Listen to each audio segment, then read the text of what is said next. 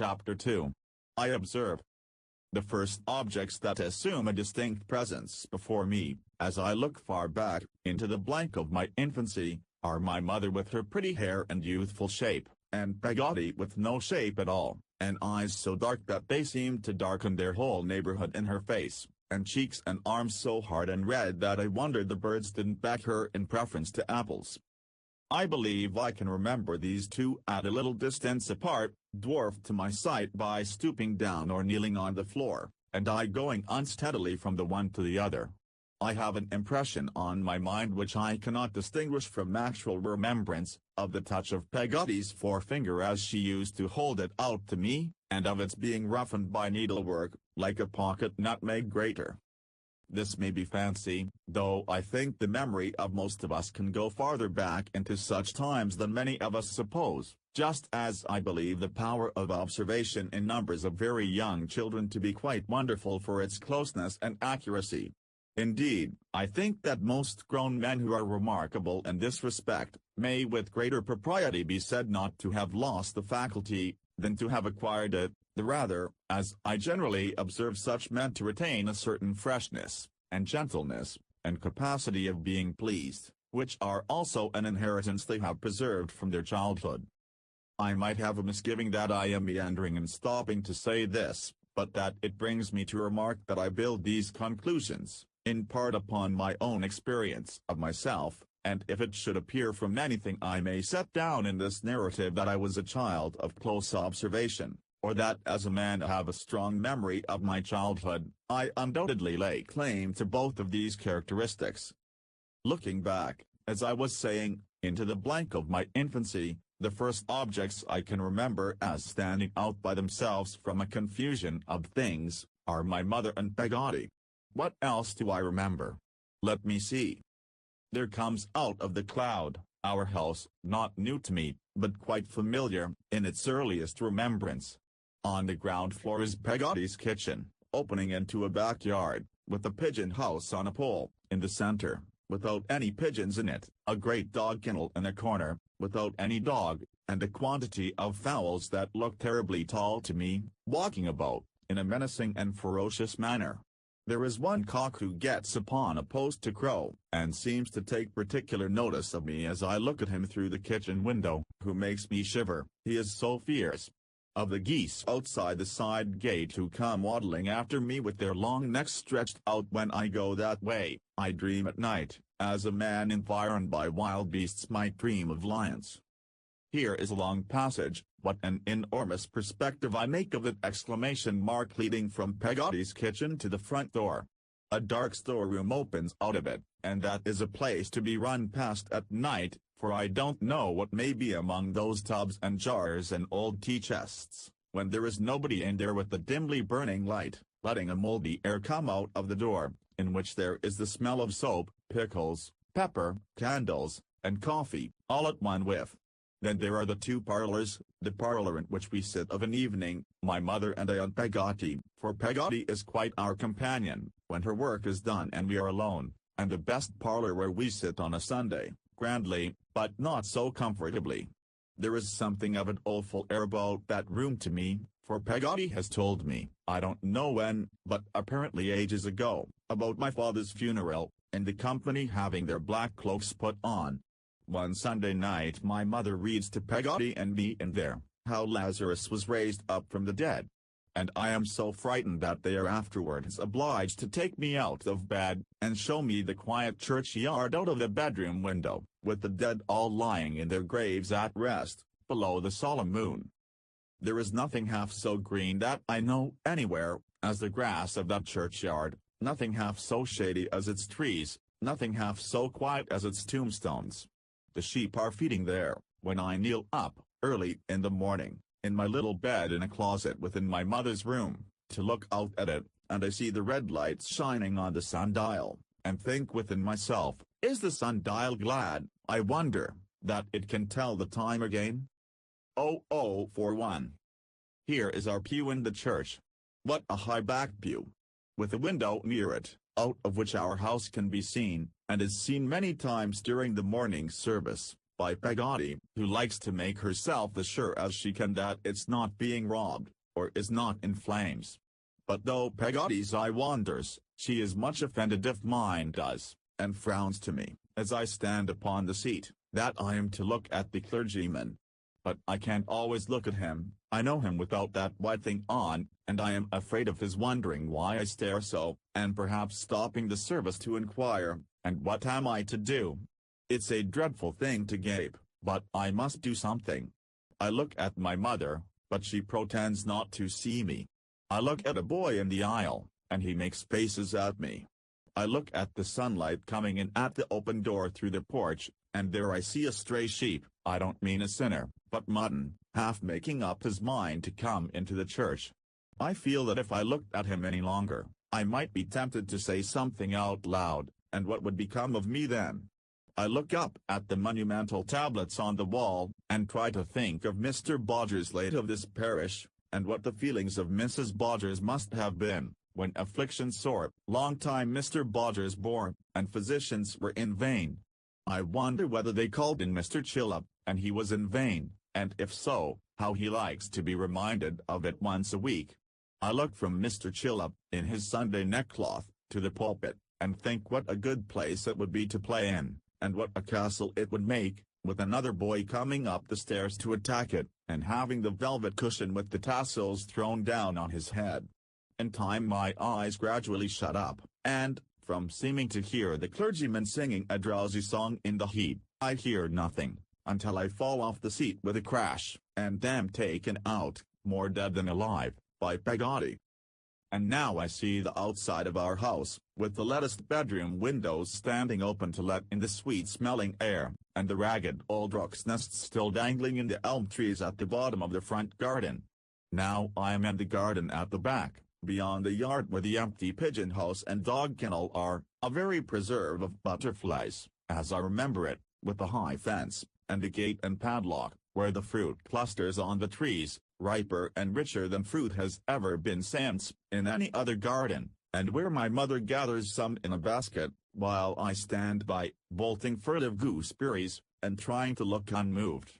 A great wind rises, and the summer is gone in a moment.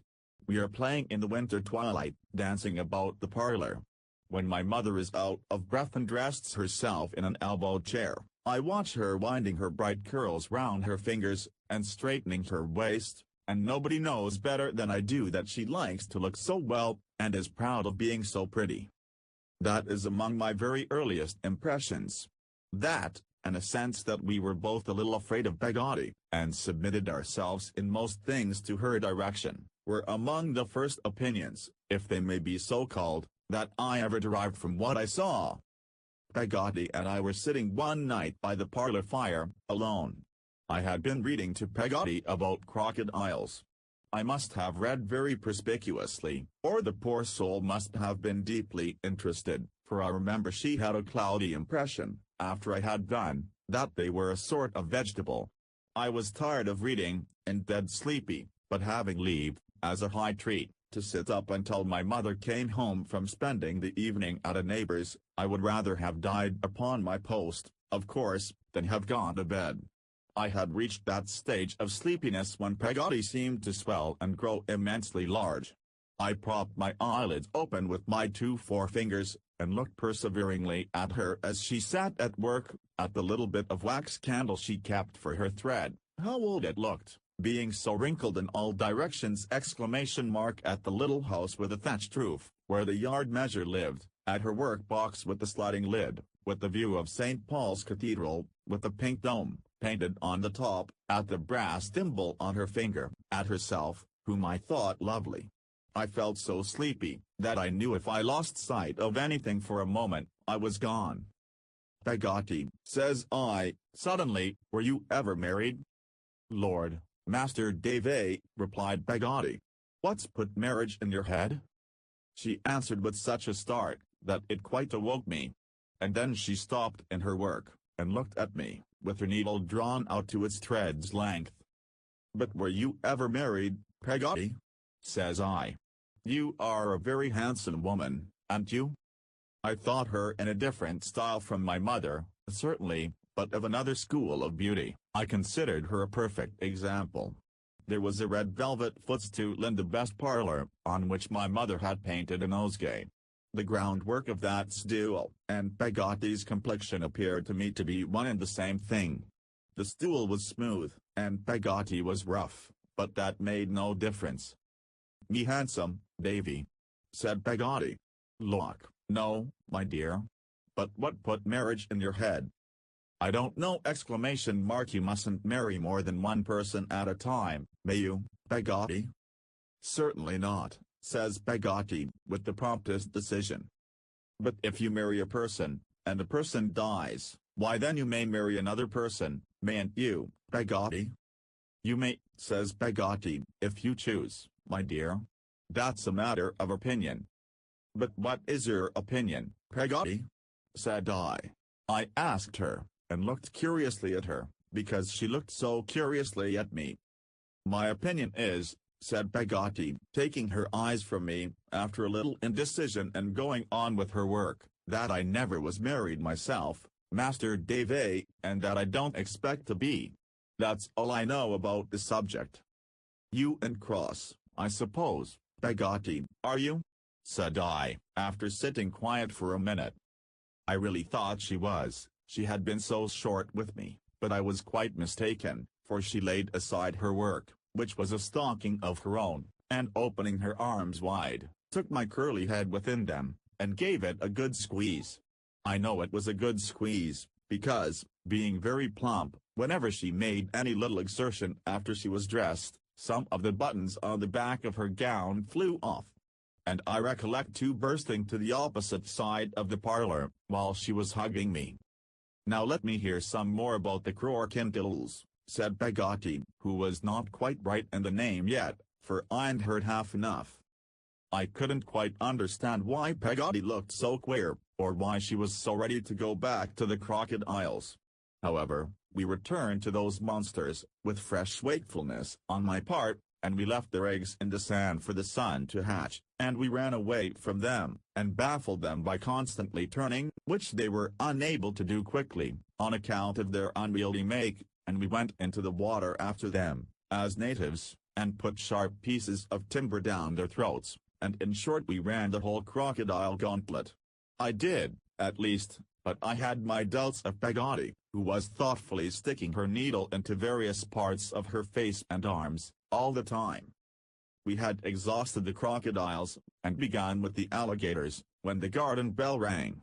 We went out at the door, and there was my mother, looking unusually pretty, I thought, and with her a gentleman with beautiful black hair and whiskers, who had walked home with us from church last Sunday. As my mother stooped down on the threshold to take me in her arms and kiss me, the gentleman said I was a more highly privileged little fellow than a monarch, or something like that, for my later understanding comes, I am sensible, to my aid here. "What does that mean?" I asked him, over her shoulder. He patted me on the head, but somehow, I didn't like him or his deep voice, and I was jealous that his hand should touch my mother's in touching me, which it did. I put it away, as well as I could. "Oh, Davy," remonstrated my mother. "Dear boy," said the gentleman. I cannot wonder at his devotion. I never saw such a beautiful color on my mother's face before. She gently chid me for being rude, and, keeping me close to her shawl, turned to thank the gentleman for taking so much trouble as to bring her home. She put out her hand to him as she spoke, and, as he met it with his own, she glanced, I thought, at me. "Let us say good night, my fine boy," said the gentleman. When he had bent his head, I saw him exclamation mark over my mother's little glove. "Good night," said I. "Come.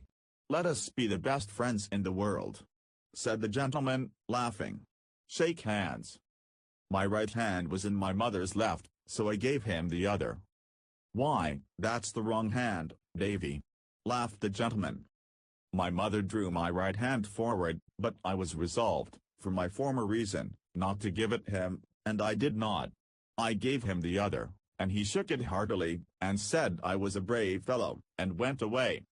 At this minute I see him turn round in the garden, and give us a last look with his illumined black eyes, before the door was shut. Peggotty, who had not said a word or moved a finger, secured the fastenings instantly, and we all went into the parlor. My mother, contrary to her usual habit, instead of coming to the elbow chair by the fire, remained at the other end of the room, and sat singing to herself. "Hope you have had a pleasant evening, ma'am," said Peggotty, standing as stiff as a barrel in the center of the room, with a candlestick in her hand.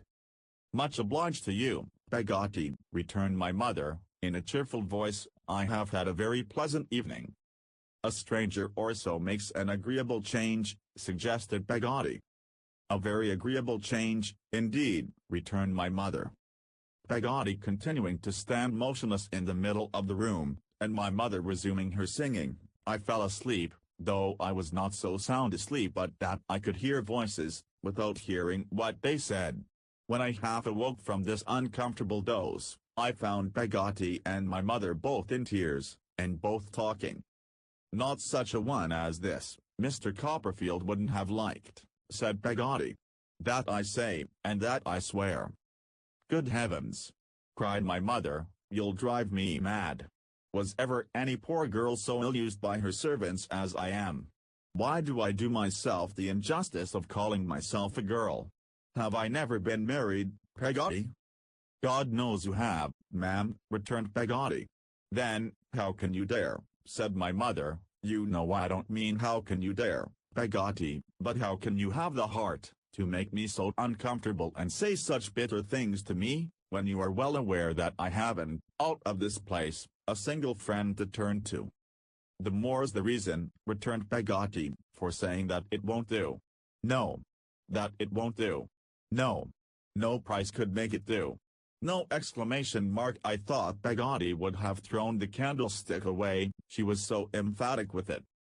"How can you be so aggravating," said my mother, shedding more tears than before, "as to talk in such an unjust manner? How can you go on as if it was all settled and arranged, Peggotty, when I tell you over and over again, you cruel thing, that beyond the commonest civilities nothing has passed? You talk of admiration. What am I to do? If people are so silly as to indulge the sentiment, is it my fault? What am I to do, I ask you? Would you wish me to shave my head and black my face, or disfigure myself with a burn, or a scald, or something of that sort? I dare say you would, Peggotty. I dare say you'd quite enjoy it."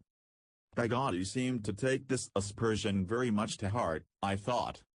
"And my dear boy," cried my mother, coming to the elbow chair in which I was, and caressing me, "my own little Davy, is it to be hinted to me that I am wanting in affection for my precious treasure, the dearest little fellow that ever was?"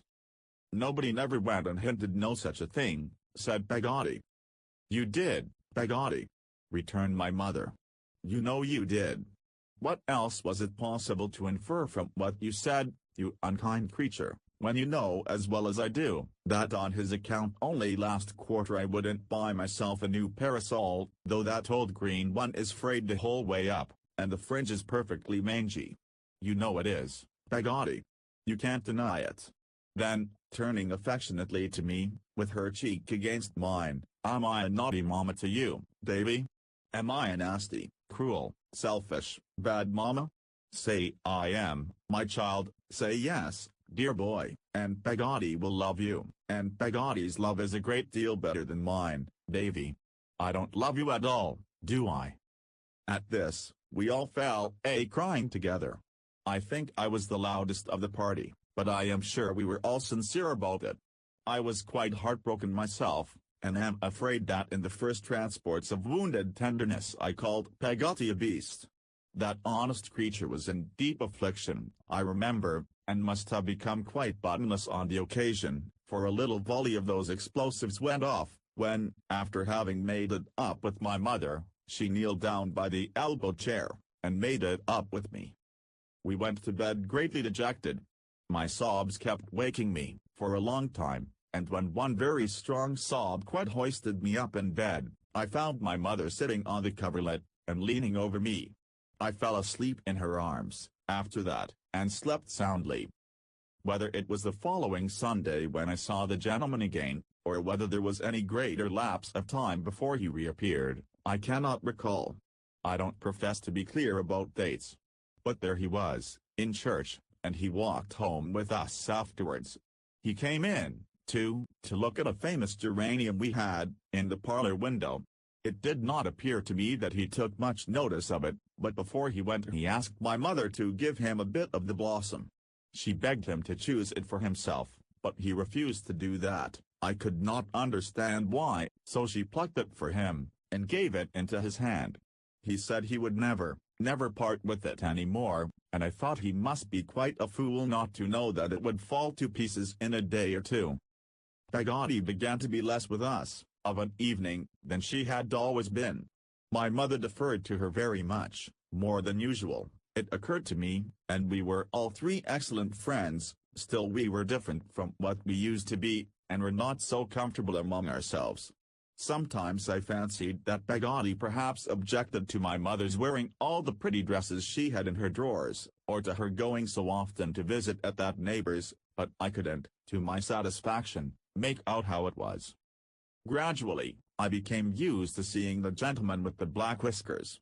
I liked him no better than at first, and had the same uneasy jealousy of him, but if I had any reason for it beyond a child's instinct of dislike, and a general idea that Peggotty and I could make much of my mother without any help, it certainly was not the reason that I might have found if I had been older. No such thing came into my mind, or near it. I could observe, in little pieces, as it were, but as to making a net of a number of these pieces, and catching anybody in it, that was, as yet, beyond me. One autumn morning I was with my mother in the front garden, when Mr. Murdstone, I knew him by that name now, came by, on horseback. He reined up his horse to salute my mother, and said he was going to Lowestoft to see some friends who were there with a yacht, and merrily proposed to take me on the saddle before him if I would like the ride. The air was so clear and pleasant, and the horse seemed to like the idea of the ride so much himself, as he stood snorting and pawing at the garden gate, that I had a great desire to go. So I was sent upstairs to Peggotty to be made spruce, and in the meantime Mr. Murdstone dismounted, and, with his horse's bridle drawn over his arm, walked slowly up and down on the outer side of the sweetbriar fence, while my mother walked slowly up and down on the inner to keep him company. I recollect Peggotty and I peeping out at them from my little window. I recollect how closely they seemed to be examining the sweetbriar between them, as they strolled along, and how, from being in a perfectly angelic temper, Peggotty turned cross in a moment, and brushed my hair the wrong way, excessively hard. Mr. Murdstone and I were soon off, and trotting along on the green turf by the side of the road. He held me quite easily with one arm, and I don't think I was restless usually, but I could not make up my mind to sit in front of him without turning my head sometimes, and looking up in his face. He had that kind of shallow black eye, I want a better word to express an eye that has no depth in it to be looked into, which, when it is abstracted, seems from some peculiarity of light to be disfigured, for a moment at a time, by a cast. Several times when I glanced at him, I observed that appearance with a sort of awe, and wondered what he was thinking about so closely. His hair and whiskers were blacker and thicker, looked at so near, than even I had given them credit for being. A squareness about the lower part of his face, and a dotted indication of the strong black beard he shaved close every day, reminded me of the waxwork that had traveled into our neighborhood some half a year before. This, his regular eyebrows, and the rich white, and black, and brown, of his complexion, confound his complexion, and his memory exclamation mark made me think him, in spite of my misgivings, a very handsome man. I have no doubt that my poor dear mother thought him so too. We went to an hotel by the sea, where two gentlemen were smoking cigars in a room by themselves. Each of them was lying on at least 4 chairs, and had a large rough jacket on. In a corner was a heap of coats and boat cloaks, and a flag, all bundled up together. They both rolled onto their feet in an untidy sort of manner, when we came in, and said, "Hulloa, Murdstone. We thought you were dead." "Not yet," said Mr. Murdstone. "And who's this shaver?" said one of the gentlemen, taking hold of me. "That's Davy," returned Mr. Murdstone. "Davy who?" said the gentleman. "Jones?" "Copperfield," said Mr. Murdstone. "What? Bewitching Mrs. Copperfield's encumbrance?" cried the gentleman. "The pretty little widow?" "Quinion," said Mr. Murdstone. "Take care, if you please. Somebody's sharp." "Who is?" asked the gentleman, laughing. I looked up, quickly, being curious to know. "Only Brooks of Sheffield," said Mr. Murdstone. I was quite relieved to find that it was only Brooks of Sheffield, for, at first, I really thought it was I. There seemed to be something very comical in the reputation of Mr. Brooks of Sheffield, for both the gentlemen laughed heartily when he was mentioned, and Mr. Murdstone was a good deal amused also. After some laughing, the gentleman whom he had called Quinion, said, "And what is the opinion of Brooks of Sheffield, in reference to the projected business?" "Why, I don't know that Brooks understands much about it at present," replied Mr. Murdstone, "but he is not generally favorable, I believe." There was more laughter at this, and Mr. Quinion said he would ring the bell for some sherry in which to drink to Brooks. This he did, and when the wine came, he made me have a little, with the biscuit, and, before I drank it, stand up and say, "Confusion to Brooks of Sheffield." The toast was received with great applause, and such hearty laughter that it made me laugh too, at which they laughed the more. In short, we quite enjoyed ourselves. We walked about on the cliff after that, and sat on the grass, and looked at things through a telescope. I could make out nothing myself when it was put to my eye, but I pretended I could, and then we came back to the hotel to an early dinner. All the time we were out, the two gentlemen smoked incessantly, which, I thought, if I might judge from the smell of their rough coats, they must have been doing, ever since the coats had first come home from the tailor's. I must not forget that we went on board the yacht, where they all three descended into the cabin, and were busy with some papers. I saw them quite hard at work, when I looked down through the open skylight.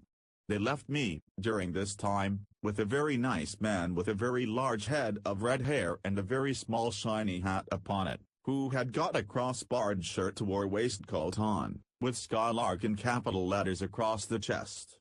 I thought it was his name, and that as he lived on board ship and hadn't a street door to put his name on, he put it there instead, but when I called him Mr. Skylark, he said it meant the vessel. I observed all day that Mr. Murdstone was graver and steadier than the two gentlemen. They were very gay and careless. They joked freely with one another, but seldom with him. It appeared to me that he was more clever and cold than they were, and that they regarded him with something of my own feeling. I remarked that, once or twice when Mr. Quinion was talking, he looked at Mr. Murdstone sideways, as if to make sure of his not being displeased, and that once when Mr. Passengage, the other gentleman, was in high spirits, he trod upon his foot, and gave him a secret caution with his eyes, to observe Mr. Murdstone, who was sitting stern and silent. Nor do I recollect that Mr. Murdstone laughed at all that day, except at the Sheffield joke, and that, by the by, was his own. We went home early in the evening. It was a very fine evening, and my mother and he had another stroll by the Sweetbriar, while I was sent in to get my tea. When he was gone, my mother asked me all about the day I had had, and what they had said and done. I mentioned what they had said about her, and she laughed, and told me they were impudent fellows who talked nonsense, but I knew it pleased her. I knew it quite as well as I know it now. I took the opportunity of asking if she was at all acquainted with Mr. Brooks of Sheffield, but she answered no, only she supposed he must be a manufacturer and a knife and fork way. Can I say of her face, altered as I have reason to remember it, perished as I know it is, that it is gone, when here it comes before me at this instant, as distinct as any face that I may choose to look on in a crowded street? Can I say of her innocent and girlish beauty, that it faded, and was no more, when its breath falls on my cheek now, as it fell that night? Can I say she ever changed, when my remembrance brings her back to life, thus only, aunt, truer to its loving youth than I have been, or man ever is, still holds fast what it cherished then? I read of her just as she was when I had gone to bed after this talk, and she came to bid me good night. She kneeled down playfully by the side of the bed, and laying her chin upon her hands, and laughing, said, "What was it they said, Davy? Tell me again. I can't believe it." "Bewitching," I began. My mother put her hands upon my lips to stop me. "It was never bewitching," she said, laughing. "It never could have been bewitching, Davy. Now I know it wasn't." "Yes, it was. Bewitching, Mrs. Copperfield," I repeated stoutly. "And pretty." "No, no, it was never pretty." "Not pretty," interposed my mother, laying her fingers on my lips again. "Yes, it was. Pretty little widow." "What foolish, impudent creatures!" cried my mother, laughing and covering her face. "What ridiculous men! Aren't they, Davy dear?" "Well, Ma, don't tell Peggotty, she might be angry with them. I am dreadfully angry with them myself, but I would rather Peggotty didn't know." I promised, of course, and we kissed one another over and over again, and I soon fell fast asleep. It seems to me, at this distance of time, as if it were the next day when Peggotty broached the striking and adventurous proposition I am about to mention, but it was probably about 2 months afterwards. We were sitting as before, one evening, when my mother was out as before, in company with the stocking and the yard measure, and the bit of wax, and the box with St. Paul's on the lid, and the crocodile book, when Peggotty, after looking at me several times, and opening her mouth as if she were going to speak, without doing it, which I thought was merely gaping, or I should have been rather alarmed, said coaxingly, "Master Davy, how should you like to go along with me and spend a fortnight at my brother's at Yarmouth? Wouldn't that be a treat?" "Is your brother an agreeable man, Peggotty?" I inquired, provisionally. "Oh, what an agreeable man he is!" cried Peggotty, holding up her hands. "Then there's the sea, and the boats and ships, and the fishermen, and the beach, and them to play with." Peggotty meant her nephew Ham, mentioned in my first chapter, but she spoke of him as a morsel of English grammar. I was flushed by her summary of the lights, and replied that it would indeed be a treat, but what would my mother say? "Why then I'll as good as bet a guinea," said Peggotty, intent upon my face, "that she'll let us go. I'll ask her, if you like, as soon as ever she comes home. There now." "But what's she to do while we're away?" said I, putting my small elbows on the table to argue the point. "She can't live by herself." If Peggotty were looking for a hole, all of a sudden, in the heel of that stocking, it must have been a very little one indeed, and not worth darning. "I say, Peggotty, she can't live by herself, you know." "Oh, bless you," said Peggotty, looking at me again at last. "Don't you know? She's going to stay for a fortnight with Mrs. Graper. Mrs. Graper's going to have a lot of company." Oh, if that was it, I was quite ready to go. I waited, in the utmost impatience, until my mother came home from Mrs. Graper's, for it was that identical neighbor, to ascertain if we could get leave to carry out this great idea.